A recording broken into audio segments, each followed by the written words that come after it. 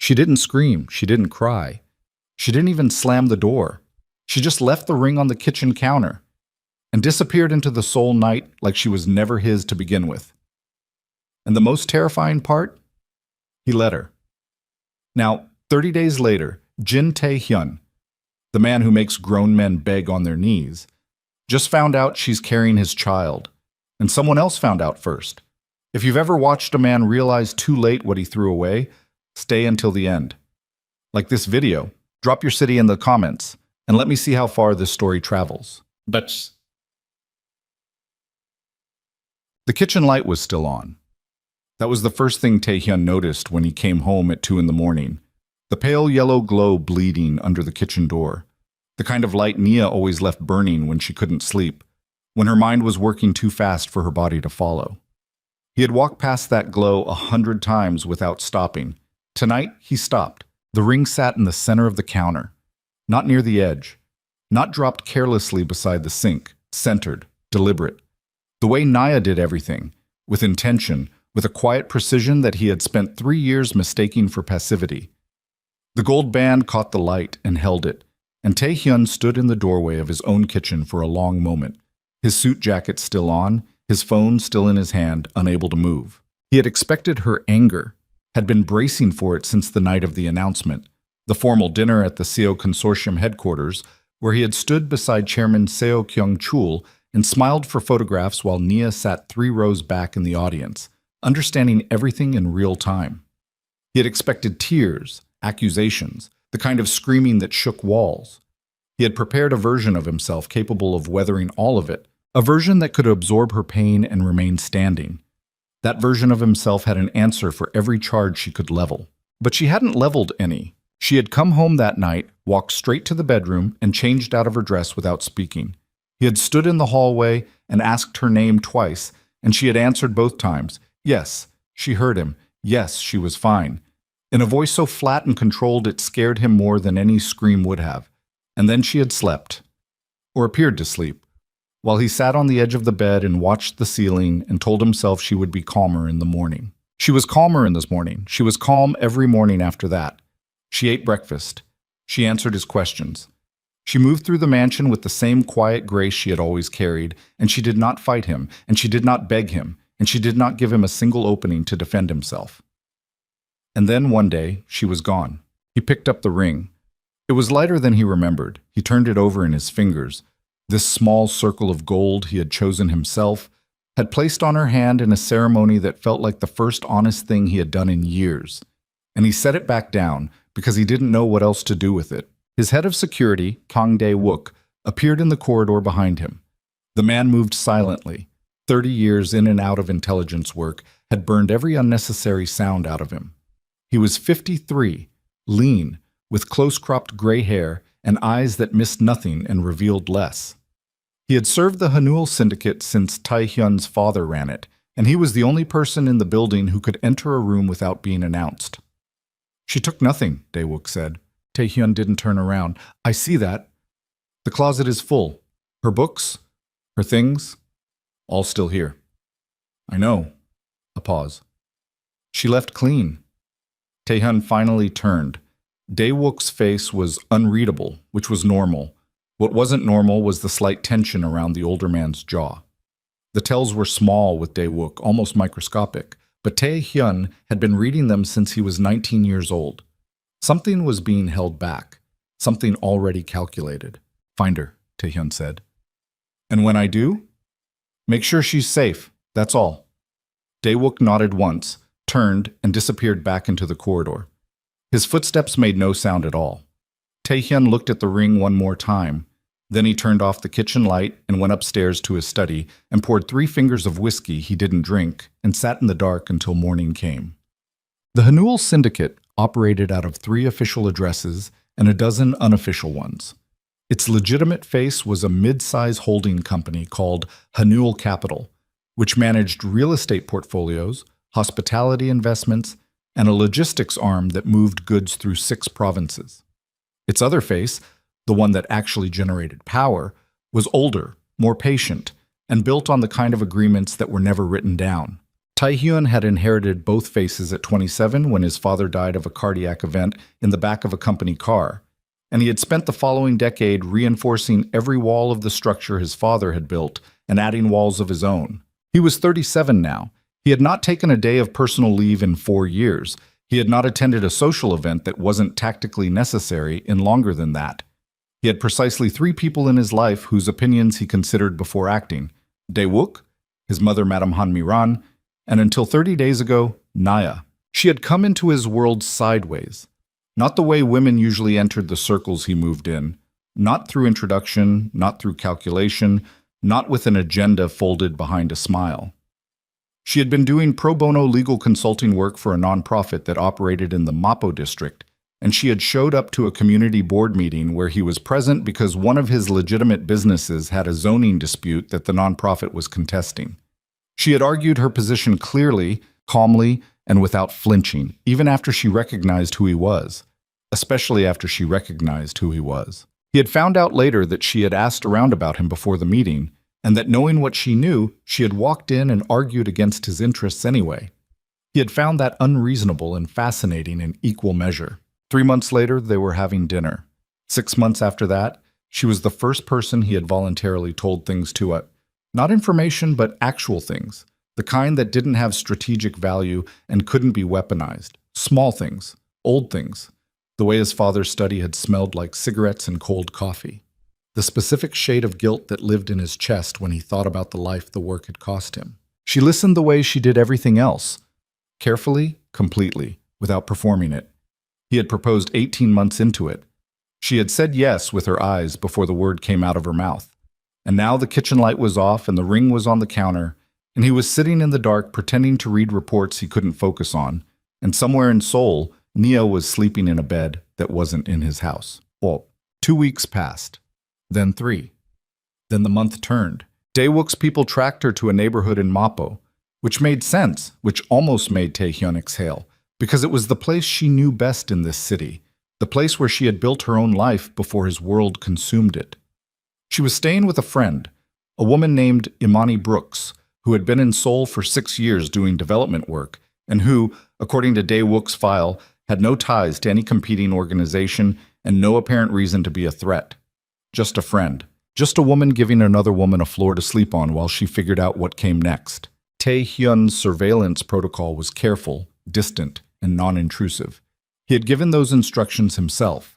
He did not want her watched in any way that felt like surveillance, which was an absurd distinction. He understood that, but he drew it anyway. He wanted to know she was safe. He did not want her to feel hunted. He did not reach out. He wrote 3 messages and deleted all of them. He drove past the Mapo district twice at night and turned around both times before he got close. He told himself he was giving her space. He told himself it was respect.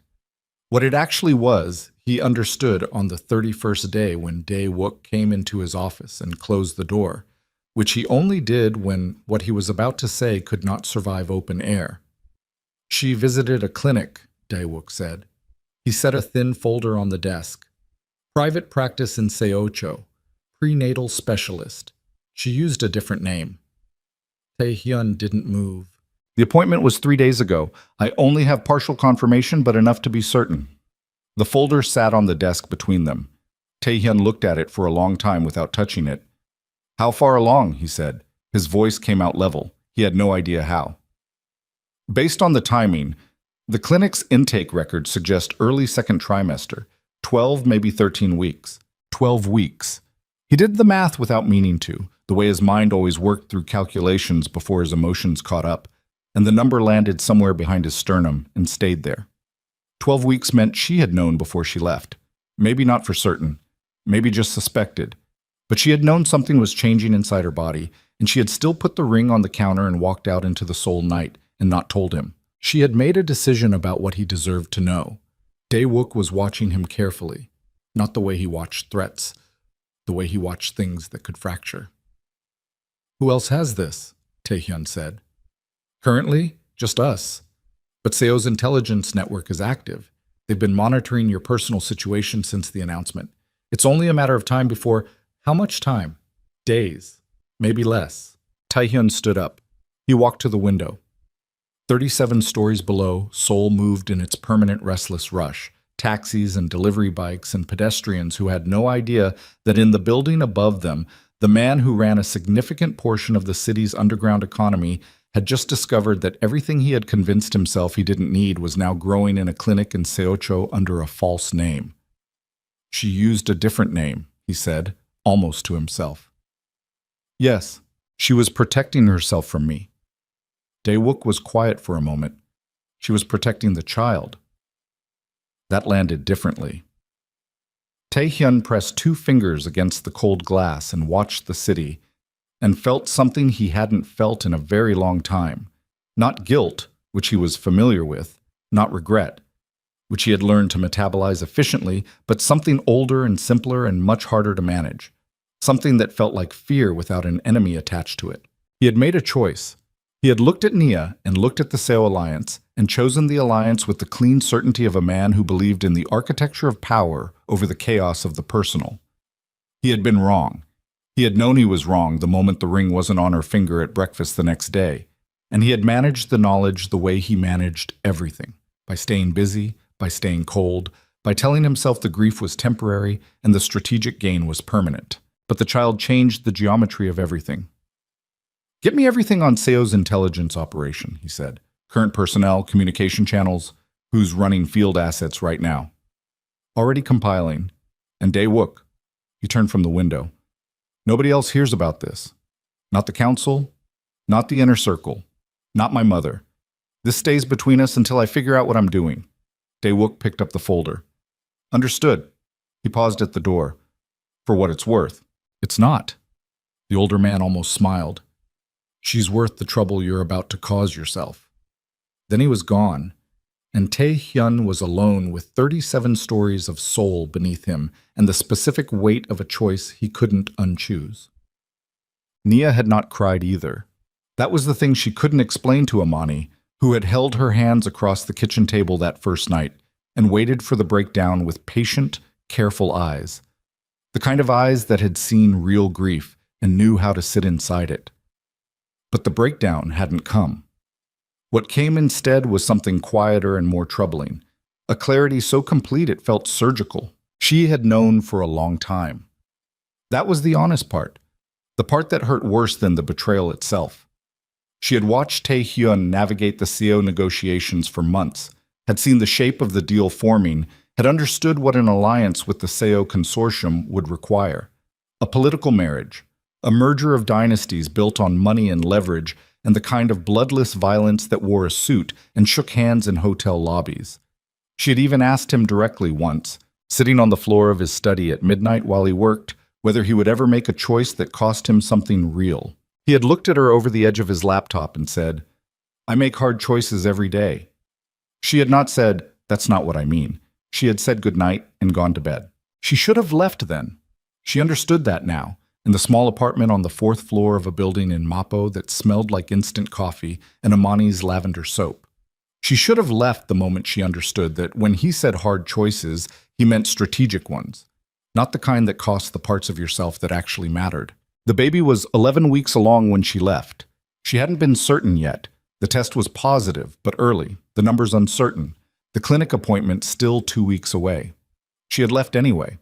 She had left because she couldn't carry a child inside a house where she already felt like furniture, present, functional, and fundamentally unregarded. She sat on the narrow balcony of Imani's apartment in the early evenings and watched Mappo go about its business.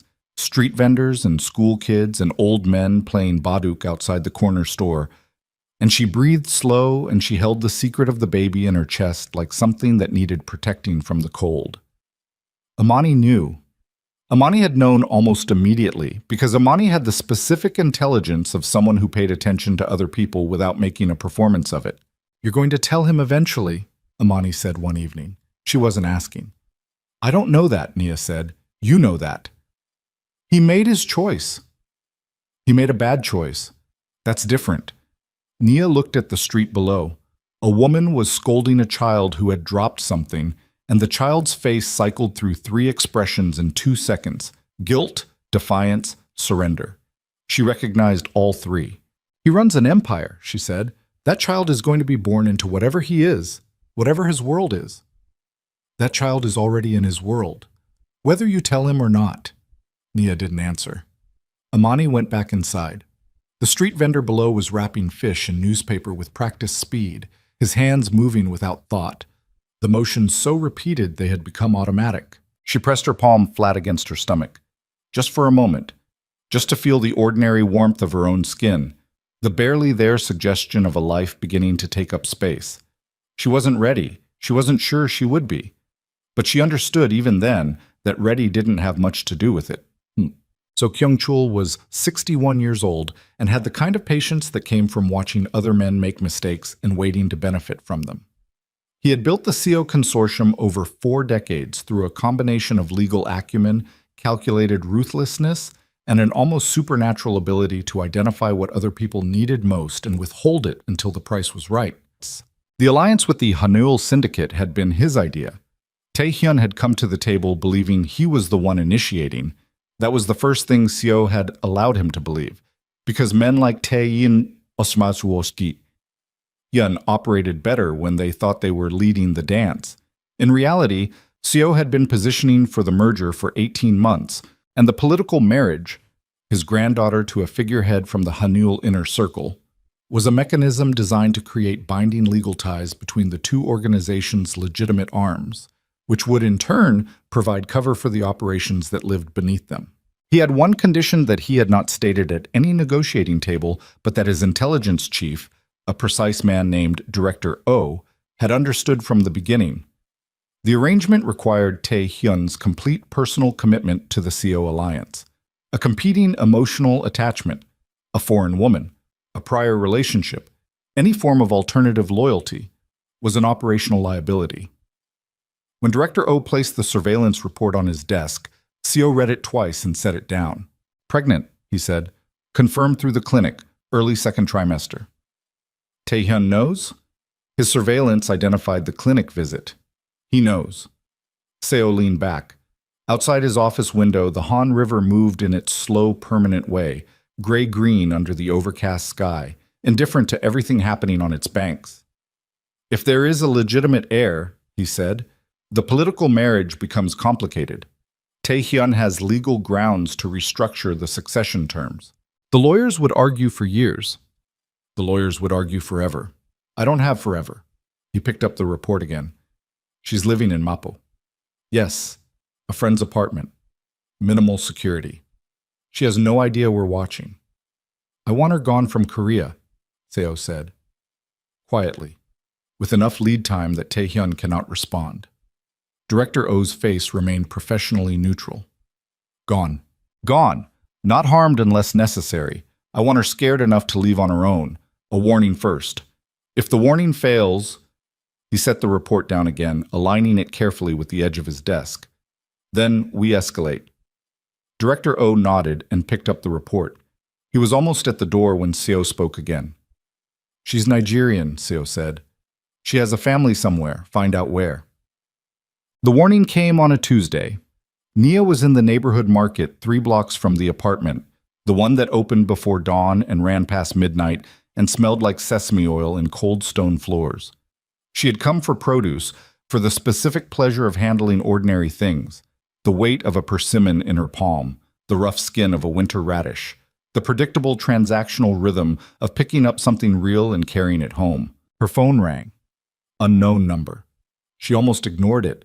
She had been ignoring unknown numbers for a week, since Imani had warned her that Taehyun's people were quietly circling, but something in the quality of the silence before the connection completed made her answer. The voice on the other end was male, Korean accent, educated, deliberate. He did not raise his voice once. He told her that he knew where she lived. He told her he knew she was pregnant and that the child belonged to Jin Tae-hyun. He told her that certain parties had strong interests in the current political arrangement between the Hanul Syndicate and the Seo Consortium, and that her presence in Seoul, and specifically the child she was carrying, represented a complication those parties could not accept. He told her to leave Korea. He gave her 72 hours. He told her that if she chose not to leave, the complications she would face would be of a kind she was not equipped to navigate. He said this without threat in his voice, without any particular emphasis. He said it the way a man states a fact he considers obvious.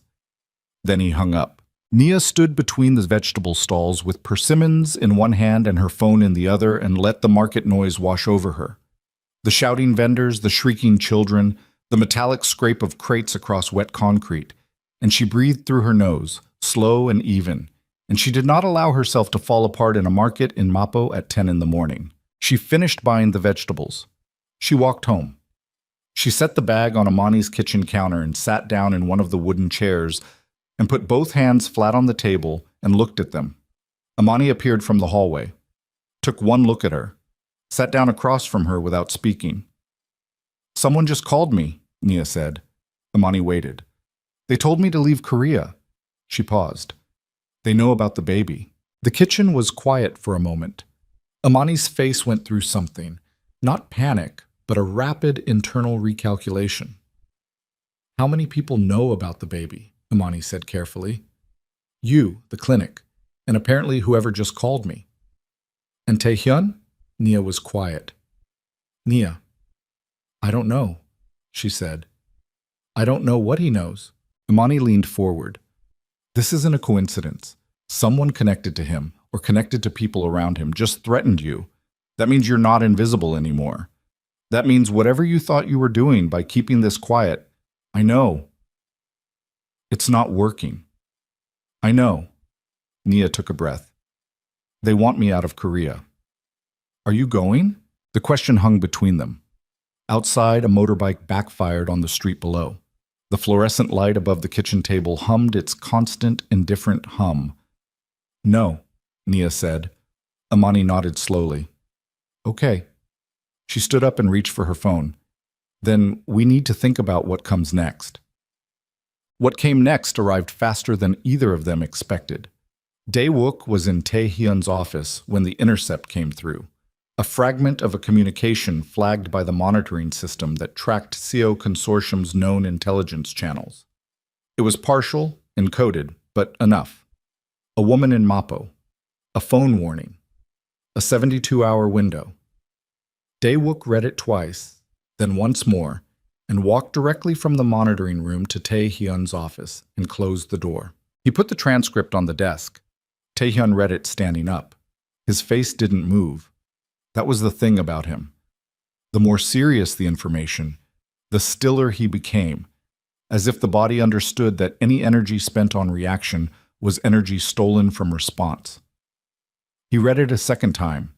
Then he said, "When did this call happen?"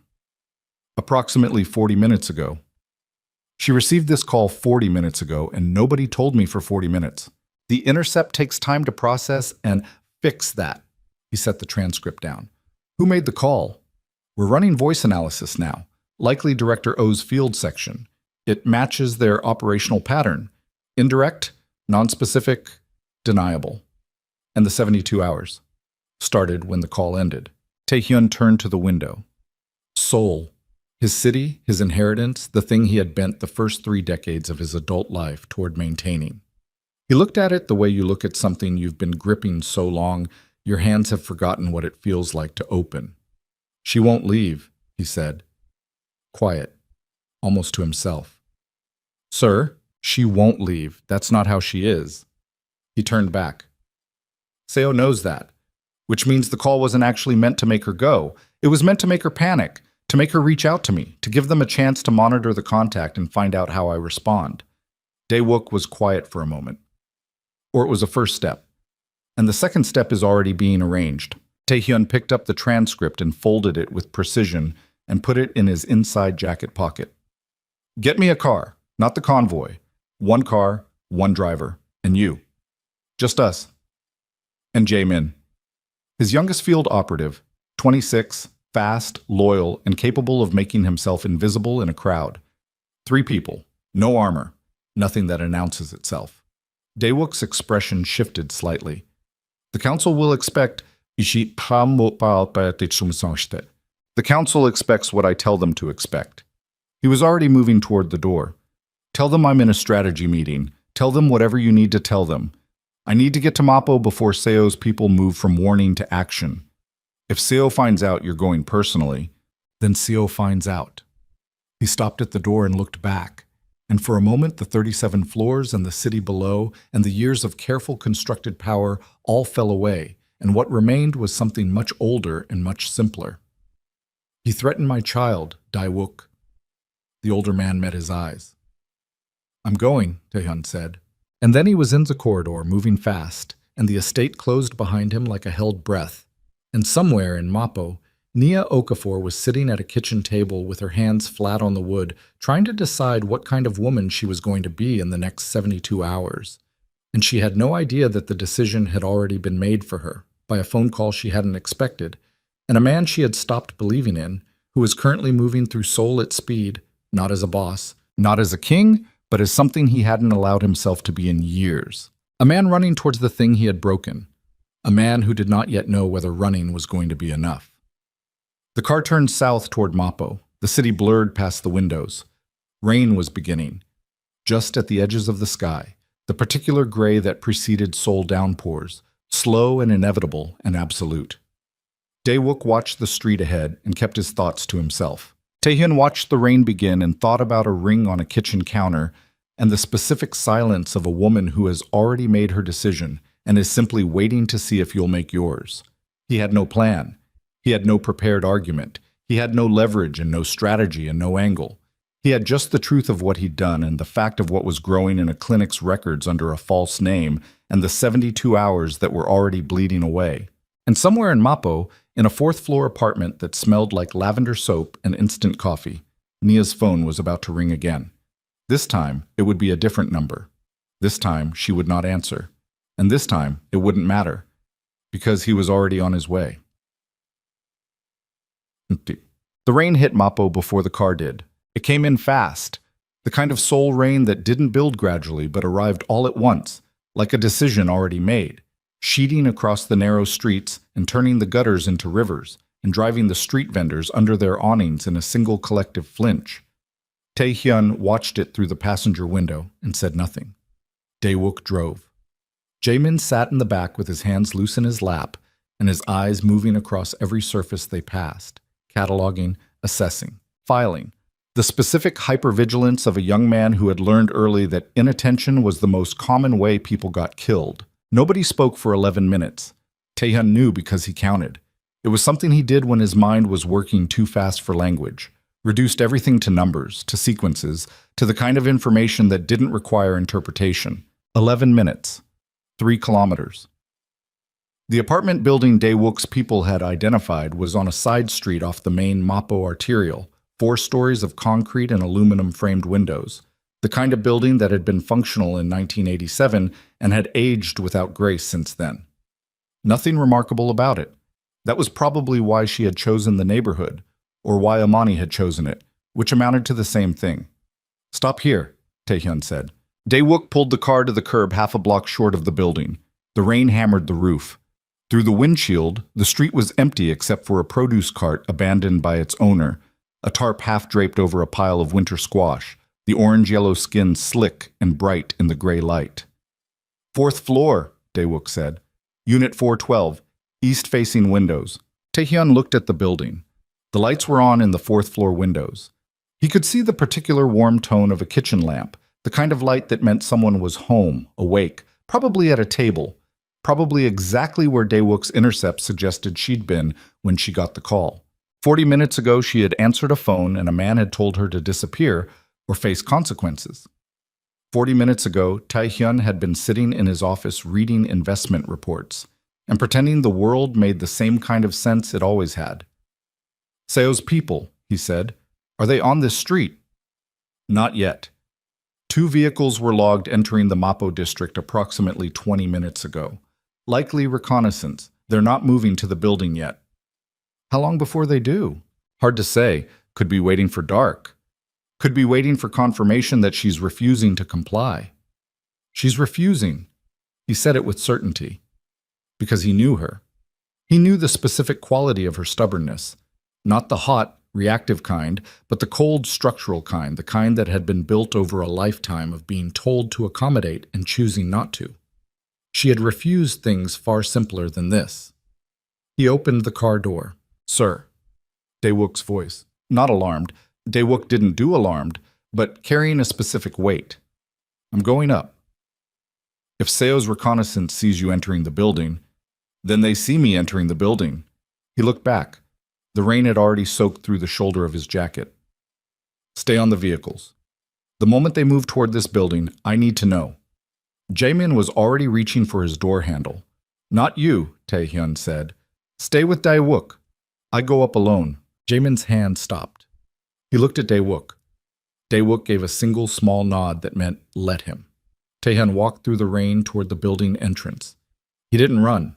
He had learned a long time ago that running announced itself, that the way you moved through space was the first thing people read about you, and he had spent years learning to move like a man who had nowhere he needed to be urgently, even when he was moving very fast indeed. The lobby door was unlocked. He took the stairs. Pasha, Nia heard the knock at exactly the moment Amani was saying they should call someone. 3 knocks. Quiet. Spaced evenly. Not the knock of someone who wasn't sure they wanted to be there. The knock of someone who had decided completely and was simply announcing the decision. Amani stopped mid-sentence. Both women looked at the door. Expecting anyone? Imani said very quietly. No. Imani stood up.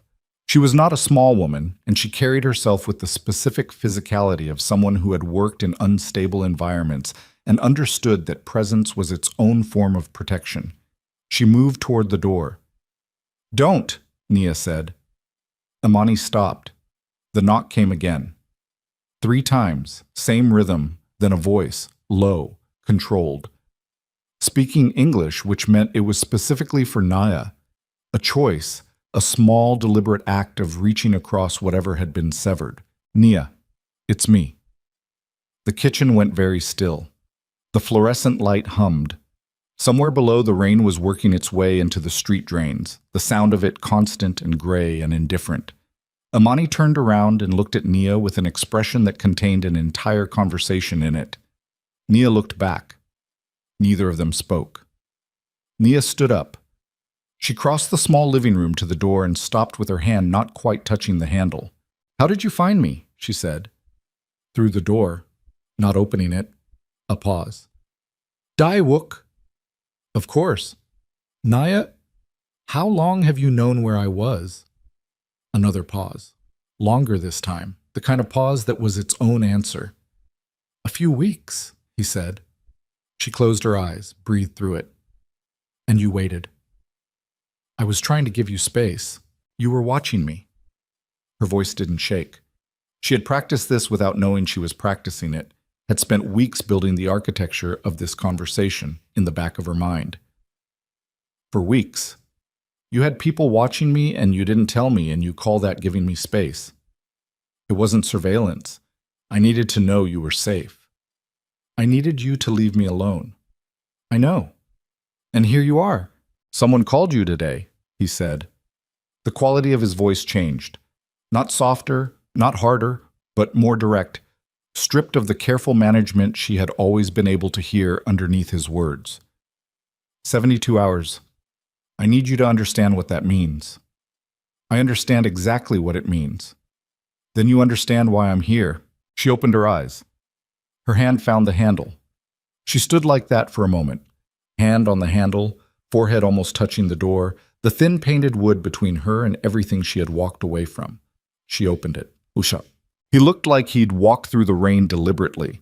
His jacket was soaked through at the shoulders, his hair flattened, a thin line of water tracking down the side of his face from his temple to his jaw.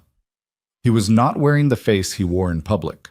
The composed, managed, authoritative face she had spent 3 years learning to read around. He was wearing something rawer than that, something that looked uncomfortably like a man who did not have a plan. She hated that it was harder to be angry at this version of him. She stepped back from the door. He came in. Imani was standing near the kitchen entrance, arms crossed, watching him with an expression that communicated clearly and without words that she had a specific opinion of him, and it was not flattering. He looked at Imani. I'm sorry to be here unannounced. Are you? Imani said. Flat. Not quite hostile. Precisely calibrated. Yes. Nia, Imani said, not looking away from him. You want me to stay or go? Nia looked at Tae-hyun. He was looking at her. Not at Imani, not at the apartment, just at her, with the kind of focused attention she had spent 3 years wanting and the last 30 days trying to stop missing. Stay, Nia said. Something moved across his face. He accepted it. Sit down, Nia said. She did not ask it like an invitation. He sat in one of the wooden kitchen chairs. She stayed standing. The apartment was small enough that standing gave her nothing in terms of actual space, but it gave her something else. The right to move, the right to leave, a body that wasn't committed to anything. Talk, she said. He put both hands flat on the table. She recognized the gesture. It was what he did when he was choosing honesty over strategy, clearing the surface of himself so there was nothing to hide behind. The man who called you works for Seo Kyung-chul, he said, Director O's intelligence section. They've been monitoring my personal situation since the announcement. Your personal situation, she said. You mean me? Yes? And the baby? He held her gaze. Yes. How long have you known about the baby? Since yesterday. The number hit her somewhere specific. Yesterday. 24 hours.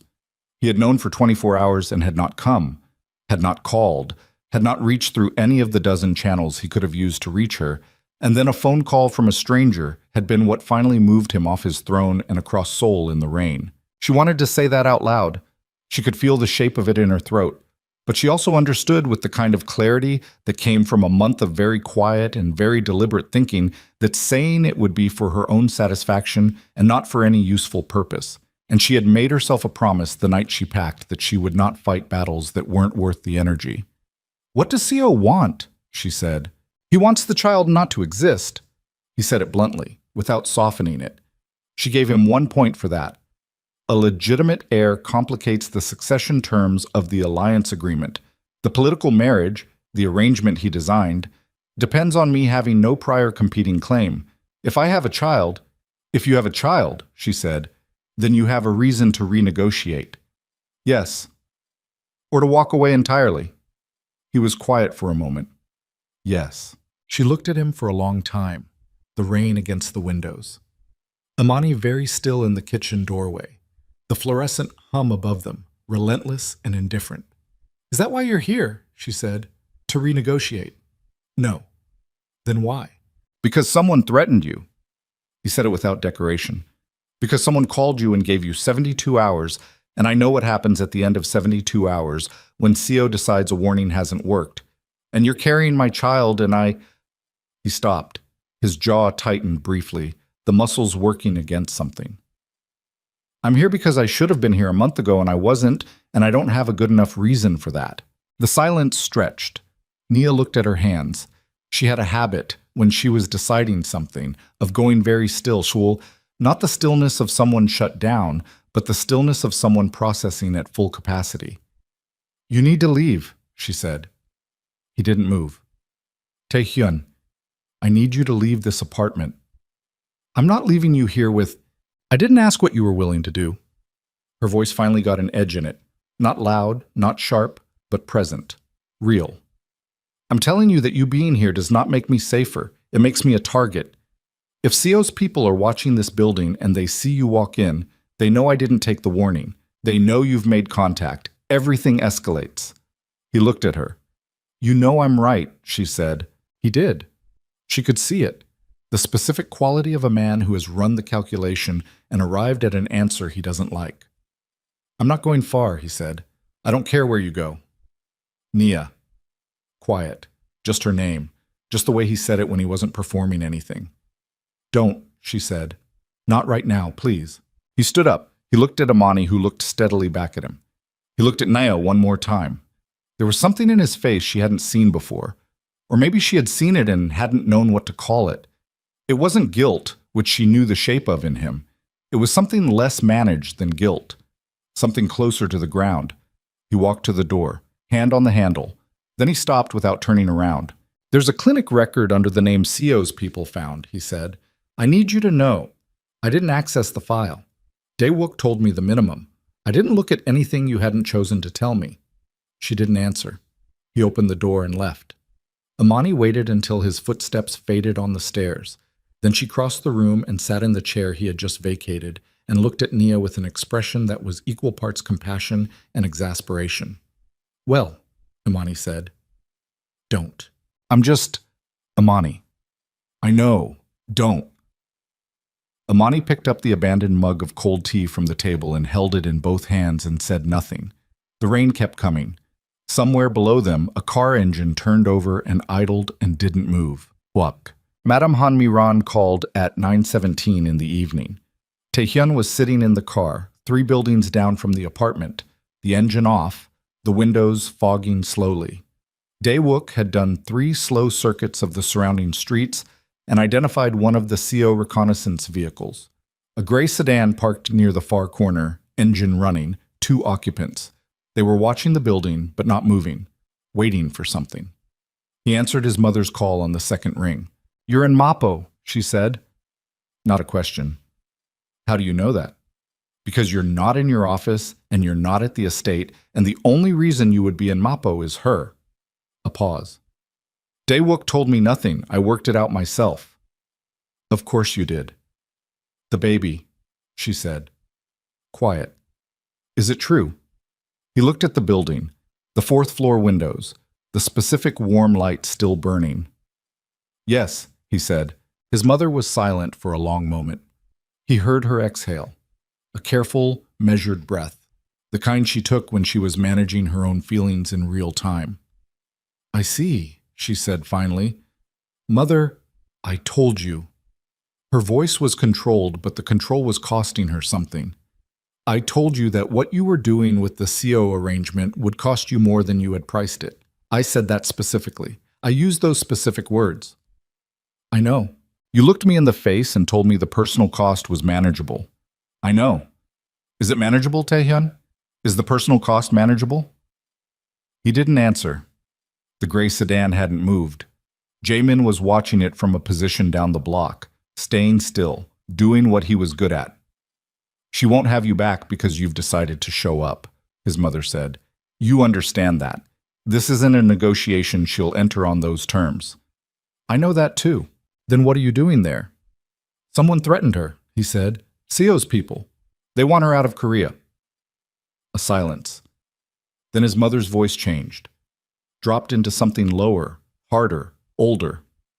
Hanmiran had been navigating the world his father built for 35 years. She understood threats in ways that were not abstract. What kind of threat? A call, 72 hours to leave. And if she doesn't leave? CO escalates. Another silence. He heard something shift on his mother's end. A chair, movement, the sound of her standing up. "You didn't lose her because another man took her," his mother said. "You need to understand that. There was no competition, no outside force. You lost her because you convinced her, systematically, over time, with your choices and your silences, that she would always come second, that the empire would always come first, that she was the personal cost that was manageable." He had no answer for that. Not because it wasn't true, but because it was so precisely true that any response he formed would have sounded like a defense, and he was tired of defending himself to himself. "She has Seo's attention now," he said, "which means she has no margin for error. And the people around her are not your syndicate," his mother said. "I know. I can't leave her exposed." "Then don't." A pause. "But don't make it about strategy, Taehyun. Don't solve her like a problem. If you go back there, when you go back as a man, not a boss. She's seen enough of the boss." He was quiet for a long moment. The car windows were fully fogged now. He was looking at nothing, just gray, just the particular muffled privacy of a fogged window in a stopped car on a wet Mapo street. "The child," he said. "My child. I didn't—" He stopped, started again. "I didn't know how much it would matter until I found out." "That's what children do," his mother said. Not unkindly. They clarify things. She hung up. He sat with the phone in his lap and the fog on the windows and the weight of several conversations pressing down on him at once. Nia at the door, his mother on the line, Dae-wook's quiet efficiency moving around him, the gray sedan sitting patient and watchful at the corner. His phone buzzed.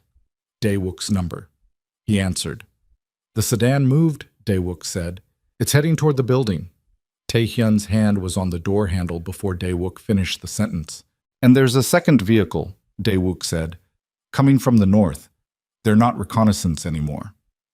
Tae-hyun pushed the door open and stepped into the rain, and it hit him like a wall. Not cold, past cold, into the specific temperature that stops registering as sensation and starts registering as pressure. A full body weight that soaked through his jacket in the first 3 seconds and plastered his shirt to his chest and filled his shoes before he reached the sidewalk. He moved fast, not running. That controlled, purposeful speed he had practiced until it looked like calm. Dae-wook's voice came through the earpiece Jaemin had passed him 20 minutes earlier. "First vehicle is stopping in front of the building. 2 men out. The second vehicle is still moving, coming around the north side to cut the alley." "How many total?" "Minimum 4, possibly 6. 4 to 6 men for 1 pregnant woman in a 4th-floor apartment. The arithmetic of that told him everything about how seriously Seo had decided to take the 72-hour warning, which meant Seo had never expected it to work, had sent the call not as a genuine offer, but as a formality, a box to check before escalation. The call had been the performance. This was the actual intention. Tae-hyun was already at the building entrance when the first 2 men reached the lobby door from the opposite direction. They saw him at the same moment he saw them. A half-second of mutual recognition. Not of faces, but of posture, of the specific way men who work in violence carry themselves, the weight distribution, the particular stillness of hands near bodies. They knew what he was as clearly as he knew what they were. One of them reached inside his jacket. Tae-hyun moved first. He had not been in a physical confrontation in 4 years. His position had long since elevated him past the point where that was expected or necessary. But the body remembers what it learned when it was young and desperate, and what his body remembered was efficient and direct and had nothing decorative about it. The first man went down hard against the lobby wall. The second got his hand on whatever he was reaching for before Tae-hyun closed the distance and made that irrelevant. 12 seconds. Both men on the floor. Tae-hyun's knuckles bleeding from something he hadn't registered happening. "Jaemin," he said into the earpiece, stepping over one of the men and hitting the stairwell door. "Lobby's clear. North alley. Go." "Moving," Jaemin said. He took the stairs 2 at a time. 3rd floor, 4th floor. The hallway, narrow, fluorescent lit, smelling of old cooking and concrete. Unit 412. He ran his eyes across the door, closed. No sound from inside, light visible under the gap at the bottom. He knocked, 3 times. The same rhythm as before. Nothing. "Nia." He kept his voice level, controlled. The thing his mother had said, go as a man, not a boss. "There are men in the building. I need you to open the door right now." A pause that lasted long enough to make his chest tight. Then footsteps. The lock turned. Amani opened the door. She took one look at him, soaked, bleeding hand, a specific expression on his face she apparently found credible, and stepped back without speaking. Nia was standing in the middle of the living room. She had her phone in her hand and her shoes already on, which meant some part of her had understood before he knocked that the night had changed shape. "We need to move," he said. "Where?" she said. "Away from here. Now. I'll explain in the car." "You'll explain now." "Nia, you'll explain now or I'm not moving." She wasn't raising her voice. She was doing the thing she did. The absolute stillness, the complete refusal to be rushed by someone else's urgency. Under any other circumstances, he would have found it almost admirable. Right now, it was costing them seconds he didn't have. "Seo sent men," he said. "Not a phone call this time. Actual men. 2 are already down in the lobby. There are at least 2 more in the alley.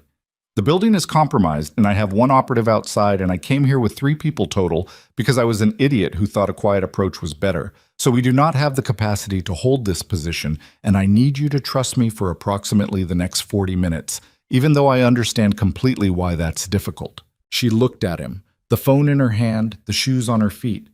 Amani already moving toward the hall closet, pulling out a bag that had been pre-packed, which told him that Amani, at least, had been operating on the assumption that this moment would come. 40 minutes, Nia said. Minimum. She looked at Imani. Imani looked back. Something passed between them. The specific compressed communication of two people who have spent enough time together to have developed a private language. Fine, Naya said. Go. They made the ground floor in 90 seconds. Che Min was at the back entrance, holding it open, scanning the alley with the focused attention of someone who had already cleared it and was now making sure it stayed clear. The two men from the north vehicle were visible at the far end of the alley. On the ground, zip-tied, one of them making sounds that were not language. Che Min had been busy. The car was 30 meters up the side street. They moved fast through the rain. Tae Hyun, with his hand not quite touching Nia's arm, close enough to redirect her if necessary, not so close as to assume contact she hadn't offered. Imani moved beside Nia with her bag on one shoulder and her jaw set in a way that communicated she was operating on pure adrenaline and would be furious about this later, when there was time. Dae-wook had the engine running. They were in and moving before the doors were fully closed. The other vehicle, Taehyun said, repositioned to the main street. They know the building exit was compromised. They'll be calling for backup. Dae-wook was already navigating, threading through the Mapo back streets with the confident precision of a man who had memorized exit routes as a professional habit. We have a window. 10 minutes, maybe 12.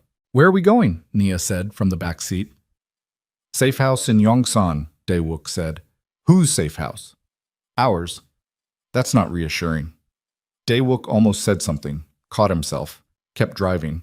Taehyun turned in the passenger seat to look at her. She was sitting upright, both hands in her lap, her face carrying the specific tight control of someone managing fear through structure. Her jaw was set, her eyes were clear. She was scared, and she was not allowing it to make her small, and he felt something in his chest that had no clean name for it. Thank you, he said. She looked at him. For what? For opening the door. She turned to look out the window, the rain-blurred streets of Mapo sliding past. Don't thank me yet, she said. I haven't decided what I think about any of this. The Yongsan Safe House was a mid-floor unit in a building that looked like 1,000 other residential buildings in the district. Anonymous, maintained, nothing about its exterior suggesting it was anything other than what it appeared to be. Dae-wook had 3 properties like this across the city, maintained quietly, rotated on irregular schedules, known to no one outside the innermost operational circle. They were inside within 20 minutes of leaving Mapo. Jae-min swept the unit while Dae-wook secured the entrance. Nia and Imani sat in the main room, plain furniture, good sight lines to all entry points, the specific utilitarian comfort of a space designed for function rather than living. Tae-hyun wrapped his hand with a first aid kit from the bathroom. 2 knuckles split. Not deep, nothing structural. He worked the bandage without looking at it, watching the room. Nia was watching him. You knew how to do that, she said. In the lobby. He pulled the bandage tight. Yes. I've never seen you. She stopped. You've never seen a lot of things, he said. Not as a rebuke, just as a fact. She accepted that. Set it somewhere to deal with later. Dae-wook came in from the hallway and closed the door. His face was carrying something. The particular compression of information being held. Information that needed to be delivered and was being timed. Taehyun saw it immediately. What? Dae-wook looked at Nia and Imani. Taehyun understood the look but shook his head. A small, definitive movement. Whatever it was, she would hear it. Dae-wook accepted that with a breath. The intercept from Seo's channels. The full transcript came through while we were moving. He held out a phone, the screen showing a message feed, lines of decoded text. There's more to it than the warning call. Taehyun took the phone. Read. His face did nothing. That was the tell. When his face did nothing at all. When all expression was simply evacuated, it meant the information was bad enough that maintaining composure was a conscious act. He read it a second time. Then he set the phone on the table face down and put both hands flat on either side of it and breathed through his nose once, slowly. Talk me through it, he said to Dae-wook. His voice was completely level. That was the other tell.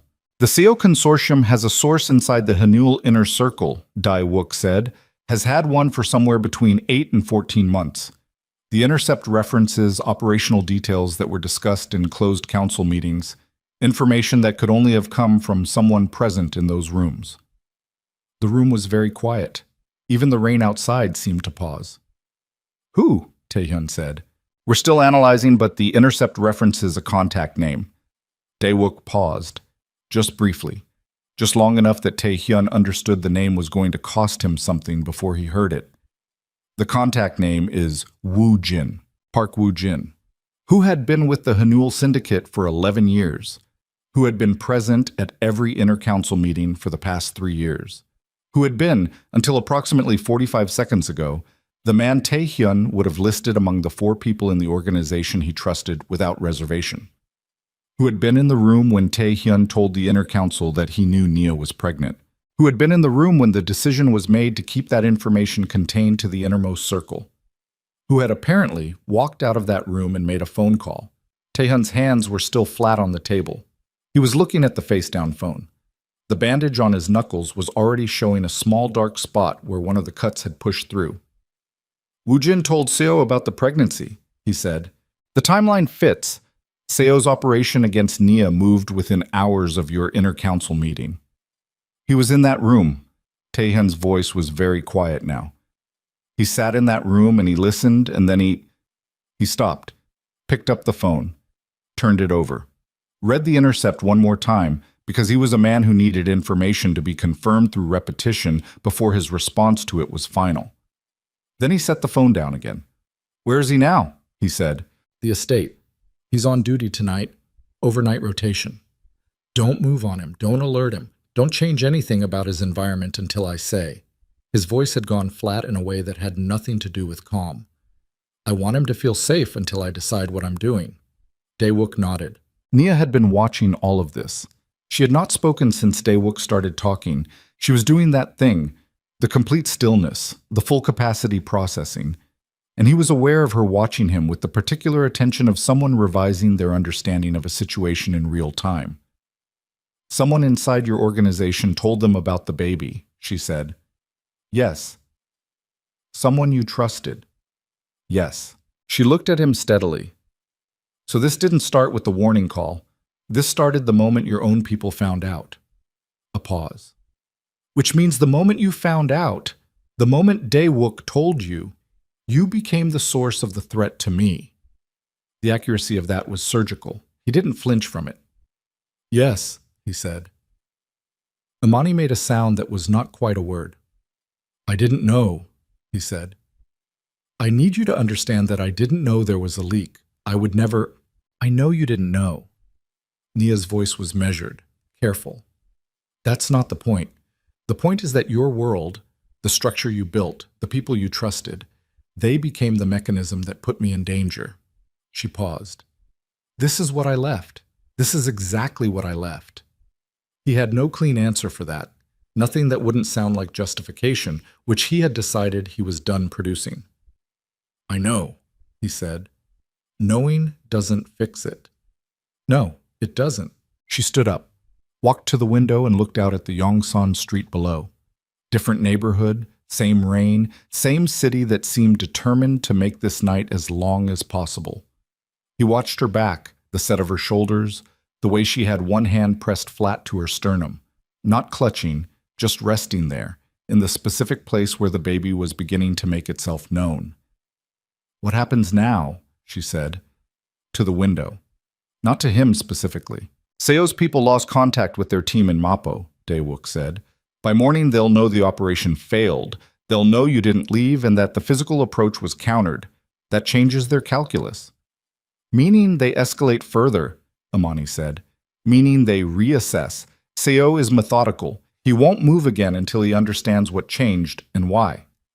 Dae-wook looked at Taehyun, which gives us a window, small but real. Taehyun had been thinking since the moment Dae-wook said Woo Jin's name, not reactively, structurally, the way he thought when a problem had enough dimensions that emotion would only narrow the available solutions. Woo Jin. 11 years, present at every critical decision point for the last 3.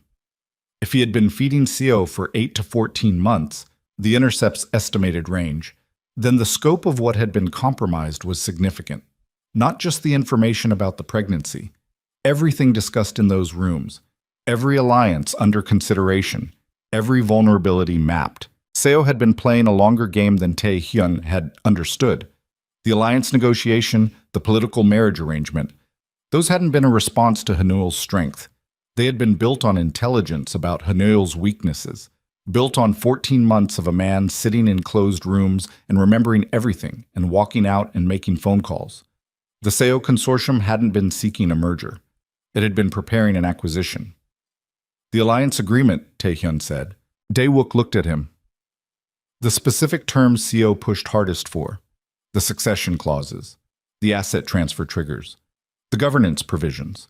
All of it came after Woo Jin joined the inner council. He was thinking aloud now, not for the room but for himself, following the thread. Seo designed those terms knowing exactly what our vulnerabilities were, knowing exactly what leverage points to build in. He looked at Dae-wook. If I had signed that agreement, you would have signed away operational control of the Mapo and Yongsan territories within 18 months, Dae-wook said quietly. The succession clauses were written to trigger on any internal leadership dispute. With Woo Jin providing intelligence on internal fracture points, Seo could have engineered a dispute from outside. The room absorbed that. He wasn't trying to merge with us, Tae-hyun said. No. He was going to take us apart from the inside. He put it together completely, all of it, the full architecture of what had been constructed around him while he was negotiating in good faith and making personal sacrifices he'd told himself were strategic necessities. The political marriage was a distraction, a way to keep me focused on the personal cost while the real mechanism was being built into the contract language. And he had almost signed it, had been 2 weeks from signing it, had sacrificed Nia for an alliance that was never an alliance, had put the ring on the counter and walked away from the only thing in his life that wasn't a calculation. And the reason he had done it was a lie told to him by a man who had been sitting in his rooms for over a year and feeding his vulnerabilities to his enemy. He became very still. Nia had turned from the window. She was watching him with an expression that had shifted, the careful distance still present, but something else underneath it now. Something that looked like she was watching a man arrive at a place she had been waiting for him to reach for a long time. You understand now, she said. He looked at her. You understand what it cost, she said. What you gave up. You understand it completely now. He held her gaze. There was nothing to say to that which would not diminish it. So he said, yes. She nodded once. Small, like something being filed. Then Dae-wook's phone lit up. He looked at it. His face did the thing, the microscopic tightening, the small and terrible tells. What? Tae-hyun said. Woo Jin just left the estate, Dae-wook said. He walked out through the east gate 14 minutes ago. He's not answering his phone. A pause. His access codes were used 3 minutes after he left to pull the digital files on the Yongsan safe house locations. The silence was absolute. He knows we're here, Jaemin said from the doorway. Young voice, stating the fact cleanly because someone had to. Tae-hyun looked at Naya. She looked back at him. The rain against the windows, the specific tight quality of air in a room where everyone has just understood simultaneously that the walls they thought were protecting them had already been mapped. Tae-hyun moved before anyone else in the room finished processing it. He was at the window in 4 steps, not looking out, looking at the reflection in the dark glass, the room behind him, the entry points, the distances. His mind was running the geometry automatically. 1 door, 2 windows, 4th floor, stairwell access from both ends of the corridor, elevator visible from the main entrance only. How long since he pulled the files, he said. 17 minutes now, Dae-wook said. Drive time from the estate to this building. 22 minutes, maybe 18 if he pushed it. So we have a window. He turned. Small. Very small. Jaemin was already in the hallway, pulling the door to the unit closed, checking the stairwell. He came back in 10 seconds. Clear, for now. Tae-hyun looked at Nia. She was standing with her arms crossed. Not defensively, but the way someone stands when they are holding themselves together through deliberate physical pressure. Amani was beside her, bag already on her shoulder, shoes on, reading the room with the calm assessment of someone who had worked in enough unstable places to know that panic was a luxury and preparation was not. We can't stay here, Tae-hyun said. Obviously, Nia said. I need you to do exactly what I say for the next 20 minutes. After that, he stopped himself. After that, you can argue with everything, but right now I need 20 minutes. She looked at him for a moment that felt longer than it was. Then, 20 minutes. He nodded once, looked at Dae-wook. The secondary location. Dobong, 40 minutes in this traffic. Get the car to the basement level. Jaemin, you're with me. We take the east stairwell. He was already moving toward the hall closet, pulling out the go bag Dae-wook kept in every safe house. Cash, clean phones, a first aid kit that hadn't been opened yet. 2 sets of ID. He handed the bag to Jaemin. Dae-wook, you take Naya and Amani. East stairwell, basement, car. Don't wait at the car. If I'm not there in 4 minutes, you drive. Dae-wook didn't argue with the logic. And you. I need to make a call from this unit before I leave. He held up a hand before Dae-wook could object. 30 seconds? Then I'm behind you. Dae-wook looked at him with the expression of a man who has spent 30 years calculating acceptable risk and has learned to recognize when arguing is a waste of the time it would take. He turned to Nia and Amani. With me. Now. Nia held Taehyun's gaze for exactly 1 second. Something in it, not forgiveness, not trust rebuilt, but something in the vicinity of both.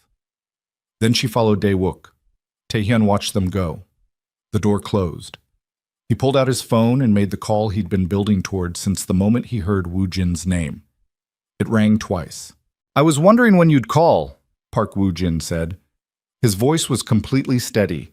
That was the thing that hit hardest. The steadiness of it. No guilt. No performance of innocence. Just a man who had already moved past the need to pretend. Taehyun's hand tightened on the phone. He kept his voice level. How long? 14 months. Why? A pause. Not the pause of someone searching for words. The pause of someone deciding how much truth to give a man who already knows most of it. You were going to lose it anyway, Woo-jin said. Seo had built leverage you couldn't see. I chose the side that was going to be standing when it was over. You could have come to me. And said what? That the man I'd served for 11 years had built something he couldn't hold? You don't hear things like that, Taehyun. You've never heard things you didn't want to hear. The accuracy of that did not make it land softer. It made it land harder. Where are you? Taehyun said. Close enough. Another pause. I didn't want her hurt. I want you to know that. The woman, I told Director O that physical action was unnecessary. He disagreed. You told them where she was. You told them about the child. I told them what I knew. I didn't direct what they did with it. That's a distinction without a difference, Woo-jin. Silence. The Yongsan unit, Taehyun said. You pulled those files. I did. So you know we're here. I do. Then you also know I'm not here anymore. He ended the call. Put the phone in his pocket. Moved to the door, out into the hallway toward the east stairwell. He was on the second-floor landing when the building's power went out. Complete darkness. The kind that had weight. The emergency lighting system kicked in 3 seconds later. Dim red panels along the baseboard. Enough to see shapes but not faces. Enough to navigate but not clearly. He kept moving. First floor. The stairwell door to the basement level. He pushed through it. The basement garage was low-ceilinged and smelled of concrete and exhaust and the specific cold that collected in underground spaces. Dae-wook's car was near the far wall. Engine running, headlights off, Dae-wook behind the wheel. Jaemin materialized from a shadow to Taehyun's left, which meant he'd taken a different route and arrived first, which was exactly what Taehyun had wanted without having to say it. He reached the car, pulled the passenger door, looked in the back seat. Nia, Imani, both present, both intact. He got in. Go. Dae-wook went. The car came up the ramp and into the street, and Taehyun saw them immediately. 2 vehicles, positioned at the building exits, occupants visible as dark shapes through rain-blurred glass. They were expecting the front entrance. They hadn't covered the basement ramp with enough bodies. One of the vehicles moved to intercept. Don't stop, Taehyun said. Dae-wook didn't stop. What followed was 40 seconds of controlled chaos through Yongsan's narrow side streets. The pursuing vehicle close, Dae-wook threading gaps that should not have been gaps, the car's chassis scraping once against a concrete barrier in a sound that made Imani grip the door handle and say something sharp and short in a language Taehyun didn't speak. Nia made no sound at all. He turned once to check. She had both hands braced against the seat back, her face tight with controlled fear, her jaw set, her eyes forward. She was holding together.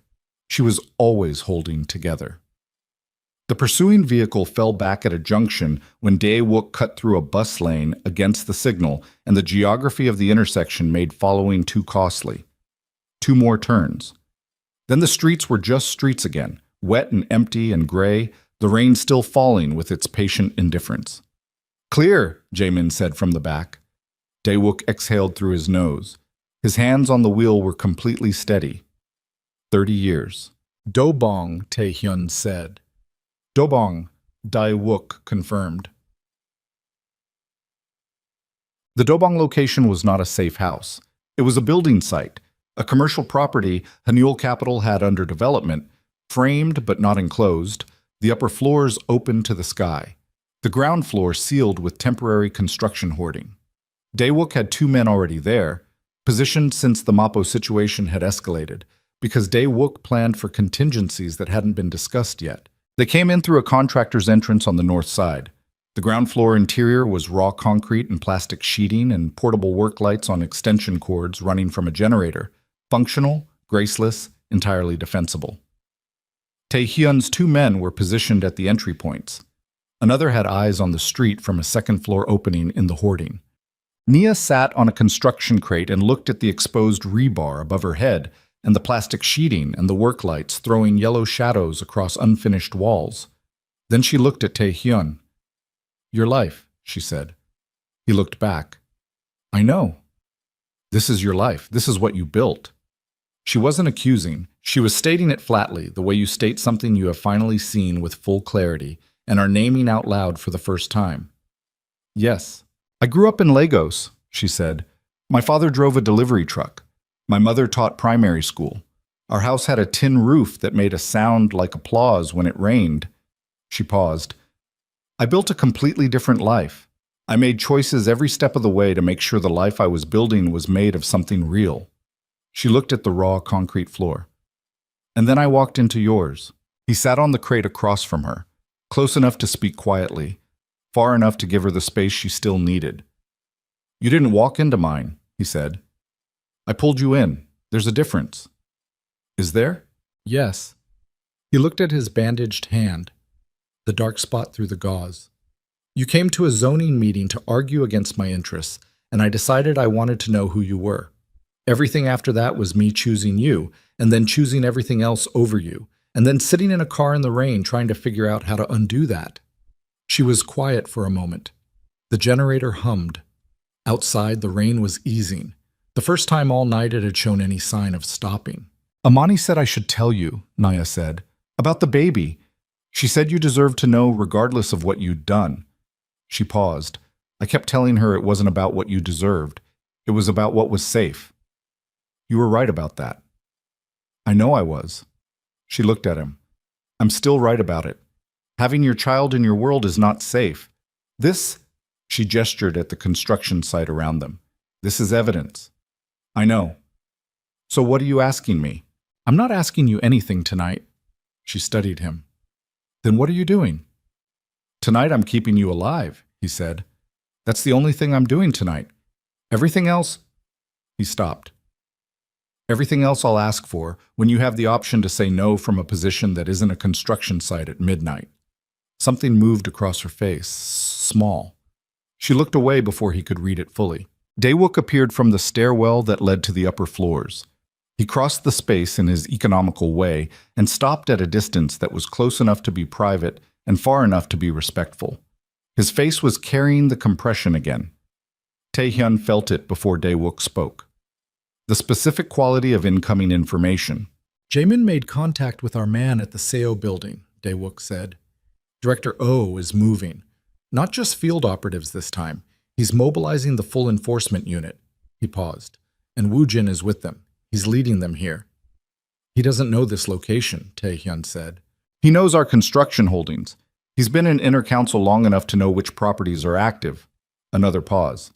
He narrowed it. He's running elimination, checking each site. He'll reach this one. How long? 20 minutes, 30 at most. Taehyun stood up.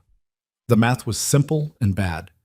2 men at entry points, one watching the street, Jae-min, Dae-wook himself, against whatever Director O considered a full enforcement unit, which based on Seo's resources meant at minimum 10, more likely 15. 3 to 1.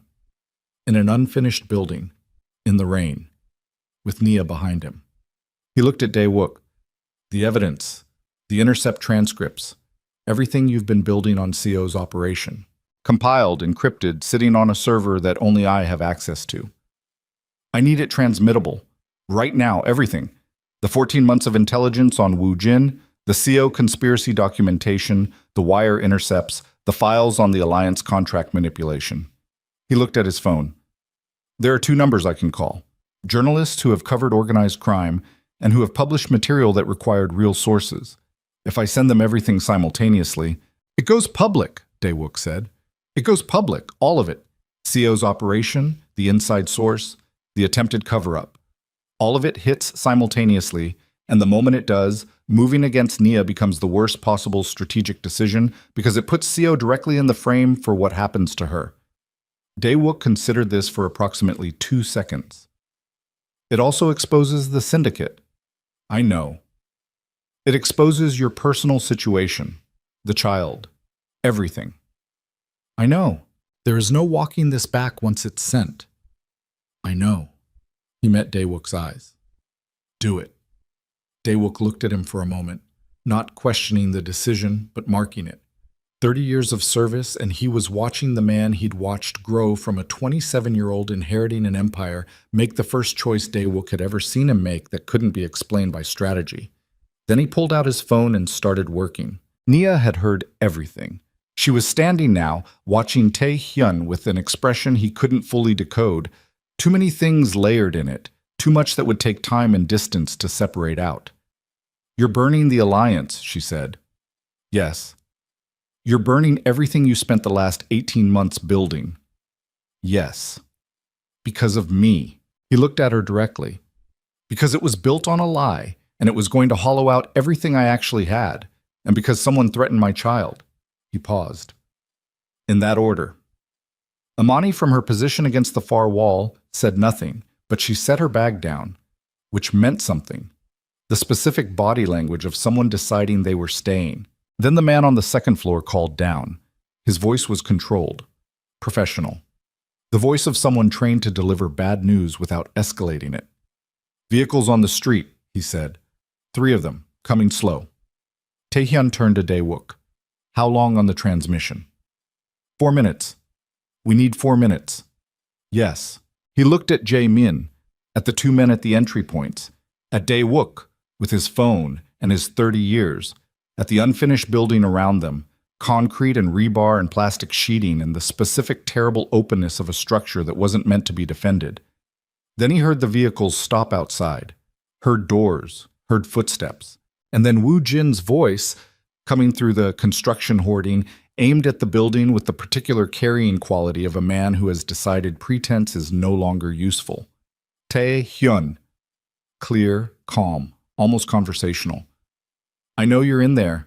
Director O has 12 men. You have 6, including yourself. The math isn't something you can strategy your way out of. A pause. Send the woman out. Send her out and her friend, and let them walk. Then we settle this between us. Taehyun looked at Nia. She shook her head. A small, definitive motion. Not scared. Decided. He turned back to the hoarding. He walked toward the entry point and stopped at the edge of the light, just inside the threshold where he was visible but not exposed, and he spoke at a volume that carried. 3 minutes, Woo Jin, he said. Give me 3 minutes and then we'll talk. A pause from outside. 3 minutes for what? For me to decide what kind of man I'm going to be. Silence. The rain had almost fully stopped. The wet street outside caught the light from somewhere and turned it silver. Taehyun could hear breathing, his own, controlled. The men around him, focused, and from behind him, Nia's, which was even and deliberate, the breathing of a woman who had decided she was not going to be afraid in this building tonight. Behind him, Dae-wook said, 2 minutes. Outside, 12 men waited in the silver-lit street. Inside, the generator hummed. Taehyun stood at the threshold between the two and felt the weight of everything he had built pressing against the weight of everything he had nearly lost. And he understood with complete clarity that the version of himself that had made the choice, the ring on the counter, the alliance, the empire over the person, that version of himself was standing in this building for the last time. Whatever came through that door in 2 minutes would be met by a man who had already decided what mattered. Transmission complete, Dae-wook said. Taehyun turned from the threshold. Dae-wook held up the phone. The send confirmation on the screen, 2 recipients, everything, every intercept, every decoded communication. 14 months of Woo Jin's betrayal. The full architecture of Seo Kyung-chul's conspiracy laid out in documented detail, and now sitting in the inboxes of 2 journalists who had spent careers waiting for exactly this kind of material. It was done. It could not be undone. He turned back to the hoarding. Woo Jin? Silence from outside. It's sent, Taehyun said.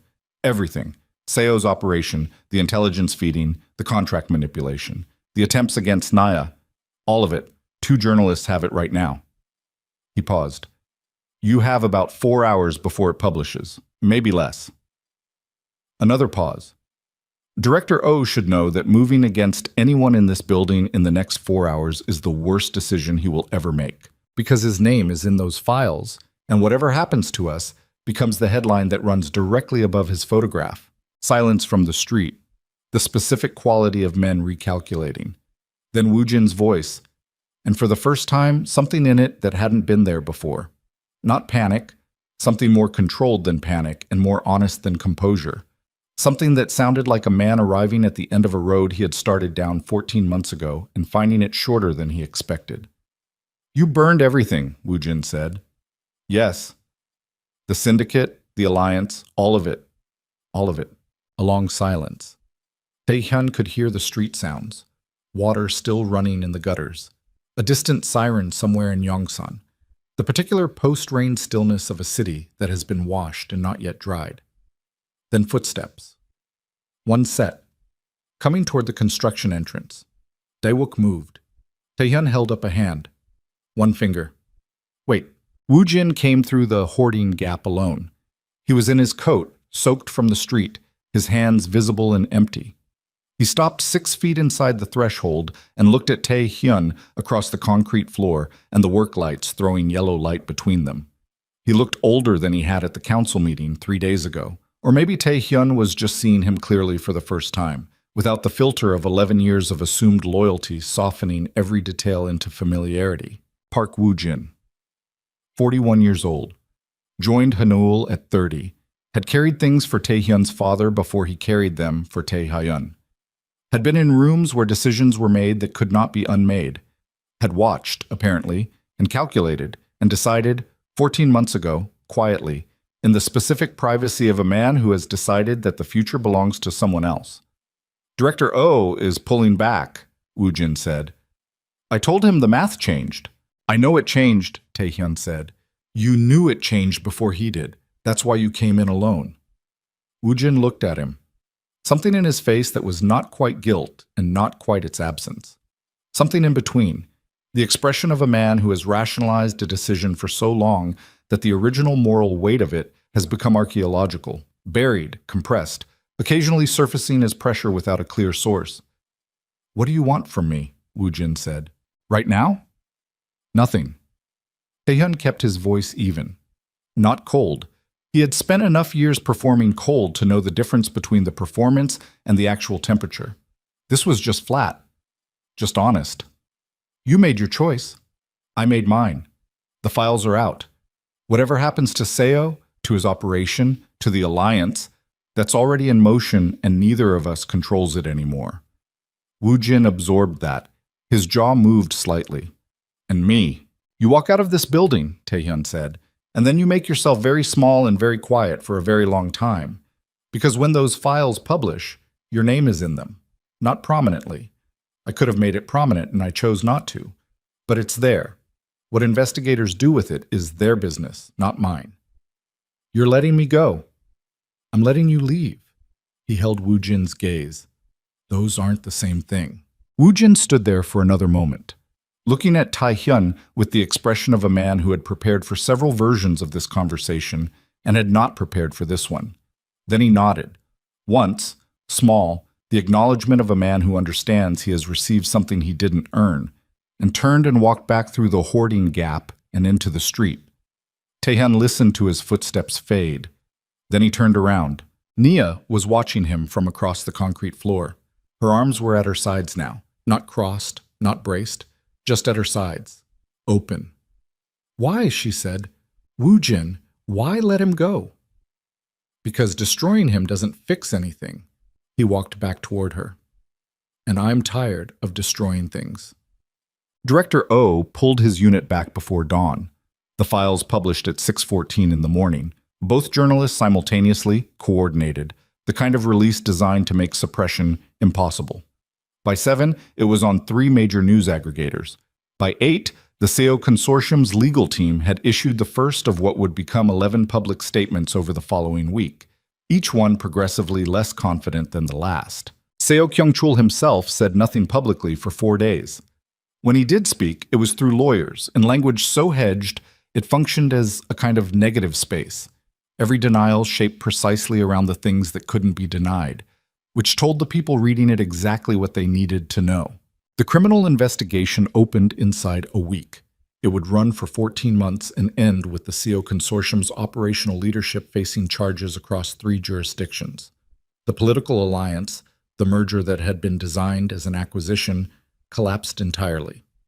The succession clauses SEO's lawyers had built so carefully into the agreement were never triggered, because the agreement was never signed, because the man who had been about to sign it had driven across Seoul in the rain instead. Park Woo-jin disappeared from Seoul within 48 hours of leaving the construction site. He resurfaced, 18 months later, in a different country under circumstances that were not publicized. His name appeared in the investigation files as a secondary figure, significant but not central, the way Tai Hyun had arranged it. Whether that was mercy or strategy or some entanglement of both, Tai Hyun didn't spend much time examining. He had other things to examine. The Hanuel syndicate underwent what the financial press called a significant restructuring. What it actually underwent was the slow, deliberate process of a man deciding which parts of what he had built he was willing to keep and which parts he was not. The legitimate holdings, Hanuel Capital, the real estate portfolio, the logistics operation, survived and in some respects strengthened, freed from the gravitational pull of the alliance negotiations. The rest contracted. Not collapsed, contracted. Pulled back to a smaller perimeter, a cleaner shape, the kind of organization that could be managed without requiring every room to be a war room. Taehyun did not announce any of this. He made decisions and implemented them quietly, the way he had always made decisions, and the people who needed to know understood what was happening, and the people who didn't need to know saw only that the feared head of Hanuel was less visible in the circles where he had previously been constant. Some people interpreted this as weakness. Those people, uniformly, were wrong. 6 weeks after the construction site, on a morning in early spring when Seoul was doing what it occasionally did between the cold and the heat, producing a sky so clear it looked edited, the light falling at an angle that made ordinary things look briefly significant, Taehyun drove himself to a park along the Han River. No driver, no Dae-wook, no Jae-min at a discreet distance, just himself in a car and the specific vulnerability of a man who has decided that arriving with an entourage to ask for something personal is its own kind of cowardice. She was already there, sitting on a bench near the water's edge, her coat open despite the lingering chill, watching the river move. She had known he was coming. He had asked, formally, through a message she had taken 3 days to respond to, and when she responded, she had given him a time and a place and nothing else. He sat on the bench beside her, not close, far enough that the choice of distance was clearly hers to close if she chose. The Han River moved the way it always moved, patient, enormous, indifferent to everything happening on its banks. A rowing team was out on the water, 8 figures moving in the synchronized rhythm of people who have practiced something together long enough that they no longer have to think about it. Neither of them spoke for a while. That had always been something they could do. Sit in quiet, without it being hostile. It was one of the first things he had noticed about her in the early weeks, that her silence was never aggressive, never a weapon, never a test. It was just silence. It meant what it was. "How are you feeling?" he said, finally. She put one hand on her stomach, a gesture she had probably stopped noticing she made. 18 weeks, she said. She moves now, at night mostly. He looked at her hand on the curve of her coat. Something happened in his chest. Not the complicated thing, not the layered adult thing with all its guilt and history. Something simpler, something that hadn't existed in him 6 weeks ago because he hadn't known to make room for it. "She," he said. Nia looked at him sideways. "The clinic confirmed it last week." A daughter. He sat with that for a moment. Let it be what it was without reaching for it. "I brought something," he said. He reached into his jacket pocket. The ring. Her ring. The one that had been on the kitchen counter for 46 days now. The one he had picked up that first night and put in his pocket because he hadn't known what else to do with it, and carrying it had felt, in some inarticulate way, like a refusal to accept the full reality of what he'd done. He held it in his palm between them.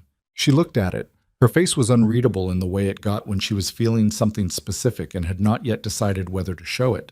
"I'm not giving it back to you," he said. "That's not why I brought it." He looked at the ring in his palm. Small. Gold. The particular weight of a thing chosen carefully. "I brought it because I've been carrying it for 6 weeks, and I don't know what the right thing to do with it is. And I've decided that's something I need to tell you, rather than decide on my own." She looked at the river. "I don't have a speech," he said. "I've written a few.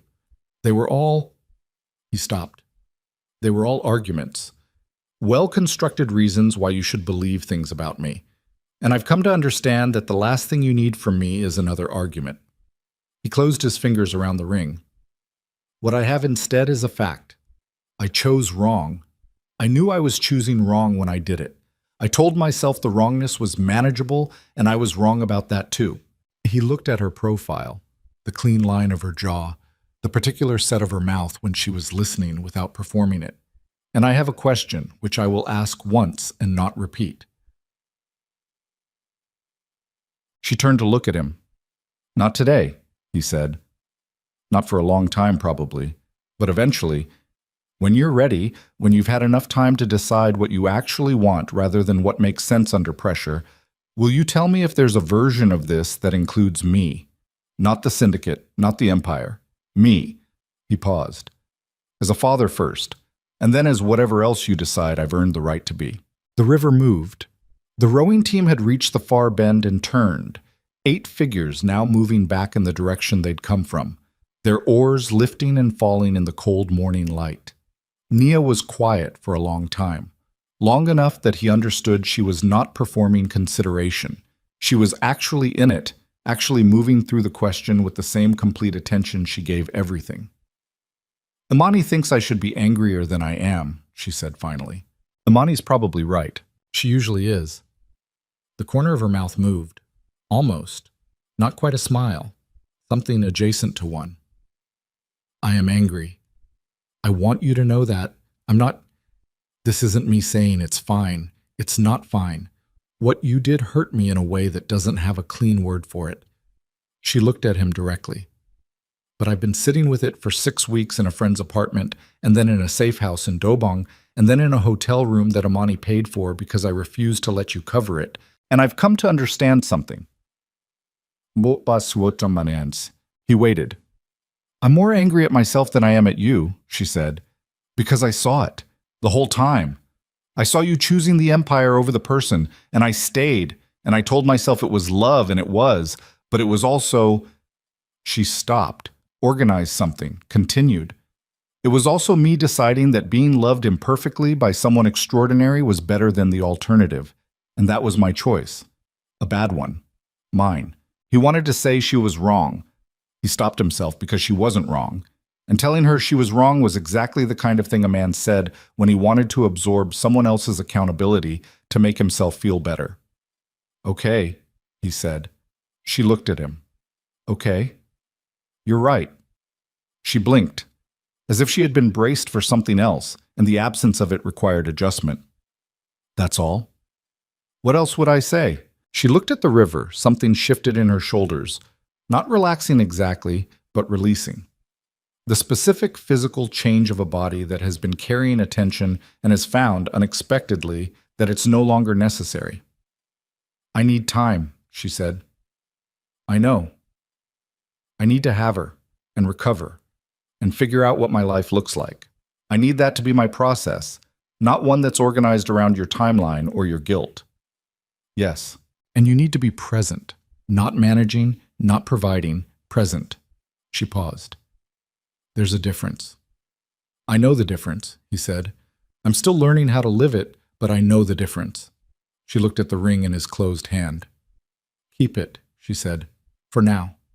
Don't do anything with it, just... She stopped. Just keep it. He closed his hand around it. Okay. They sat in the spring morning by the Han River for a while longer, not speaking, not needing to. The city moved around them in its permanent, restless way. Joggers on the path, cyclists, a woman pushing a stroller with the focused efficiency of someone who has internalized the route. Ordinary, unremarkable. The specific, beautiful ordinariness of a world that does not pause for personal crisis and does not wait for people to catch up. Their daughter was born on a Thursday in late summer. The hospital was private, quiet, chosen for discretion and competence in equal measure. Imani was there. Had been there through 9 hours of labor, steady and present in the way that was simply who she was. Taehyun arrived at hour 3 when Nia had asked for him. Not because everything was resolved, not because the future had been decided, because she asked, and he came, and that was the beginning of the version of himself he was building. He stayed in the corner of the room at first, out of the way, letting the people who knew what they were doing do what they knew. He watched Nia work through something that required more from the body than he had ever been asked to give from his. And he understood something in those hours that no amount of power or resource or strategic intelligence could have taught him. That the kind of strength that actually mattered was not the kind he had spent 17 years cultivating. The baby arrived at 4:17 in the afternoon in the specific golden-edged light of a late Seoul summer, and the sound she made, the first sound, the one that was not yet language, that was simply the announcement of a self entering the world, did something to him that he had no architecture for. He held her 12 minutes after she was born. Nia watched him from the bed, exhausted and present, tracking his face with the careful attention she gave everything. He held the baby, his daughter, this small, complete person who weighed almost nothing and whose fingers were curled against his chest like question marks. And he did not say anything for a long time. He just held her and breathed and let the full weight of the life he had almost chosen wrongly settle into him and stay there. When he finally looked up, Nia was still watching him. "She has your mouth," he said. Nia looked at the baby. Something moved across her face, complicated and tired and real. "She has your stubborn face." "That's going to be a problem," he said. Nia almost laughed. Didn't quite get there. Got close enough that it counted. On. The months moved the way months do when something new is in the house, demanding the entire shape of daily life reorganize around it. Taehyun learned things he had never expected to need to know. The specific pitch of a cry that meant hunger versus the one that meant discomfort. The precise angle required to burp someone who weighed less than his laptop. The particular silence of 3 in the morning in a room with a sleeping infant that was unlike any other silence he had ever sat in. He showed up. That was the thing. The simple, unglamorous, non-strategic thing. He showed up. He was present for the unremarkable hours, not just the significant ones. He drove at night when the baby wouldn't settle, navigating Seoul's empty streets at 2 and 3 in the morning with his daughter in the car seat behind him, the city sliding past the windows in its nocturnal quiet. And he understood something about the city he had spent his adult life running that he had never understood before. It was just a place. Buildings and streets and people trying to manage their lives. He had made it into a kingdom because he needed something to be the size of what he felt, and what he felt had always been larger than what he had let himself want. Nia moved back into the Hanuel estate when the baby was 2 months old. Not into the same rooms. Not on any terms that were implicit or assumed.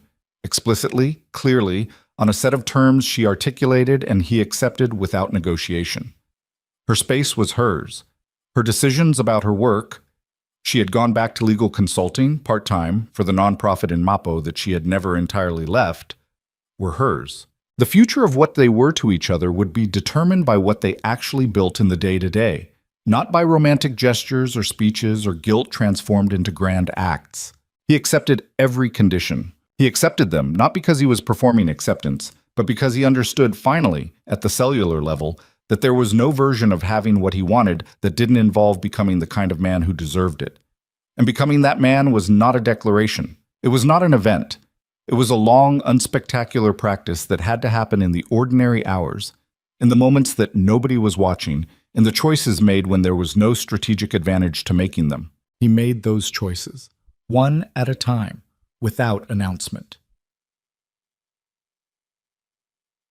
On an evening in early winter, when Seoul had pulled on its cold and the Han River had gone dark, and the city lights had begun their nightly conversation with the low clouds, Taehyun stood beside a nursery window and watched his daughter sleep. She slept the way she did everything, completely, with her full self, her small fists unclenched for once, her breath slow and even in the blue-gray light from the window.